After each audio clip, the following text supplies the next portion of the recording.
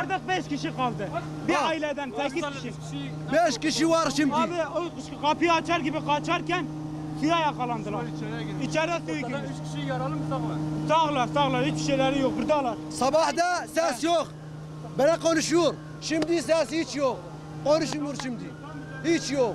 Sabahda konuşuyor ama bizde hiçbir şey yok. Ne yapacağım biz abi? Müsaadet, gavvası lazım. Aşağıda 5 kişi şimdi var. هذا تحت كمية قليل هذا كله طابقا تحت كرة سيارات 5 saat önce gelmişler. 6-4 metre 5 kişi, 3 kişi yaşlı, 2 tane çocuk var. Dün akşam çıkıyorlar diyorlar size göstereyim ya. Bir dakika ya buraya yaklaş ya Gel kamera sana yanaştır göstereyim. ya. Gel sana göstereyim. Kamerayı yanaştır ya. Dün akşam çıkıyorlar diyorlar ana karteler açık ya. Ana karteler açık ya. Kamera görsün bunu ya. Hangi ana kartel açık başkanım? Hangi ana kartel açık? Yazık değil mi memlekete? Bir aile yok olacak burada. İnsanların canı gidiyor burada. İnsanların canı. Yazık. İnsanların canı bu kadar ucuz olmamalı memlekette. Yazık. AFAD 4 gündür arıyor memleketi. Sel gelecek. Sel gelecek. Her sokağın başına, her dereyin başına bir tane kepçe koy. 2 saatten beridir Yavuz Apartman 12 nolu binada 2 saatten beridir 2 tane vidanjör, bir tane bir pancar motorla 5 kişinin olduğu bir bodrumda daha su boşaltması yapılmadı. Şanlıurfa Belediyesi ne kadar aciz olduğunu, ne kadar sefil olduğunu kendi kendine burada göstermiştir.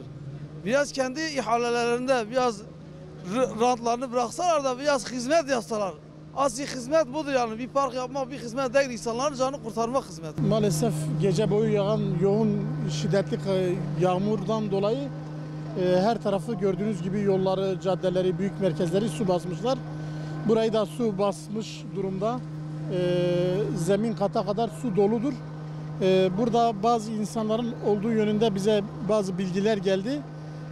Kesin olmamakla beraber ama biz kesinmiş gibi can havliyle bütün kardeşlerimiz işte İHA, AFAD, belediye yani jandarma herkes burada seferber olmuş durumda. Aşağıda çok ciddi bir sıkıntı var.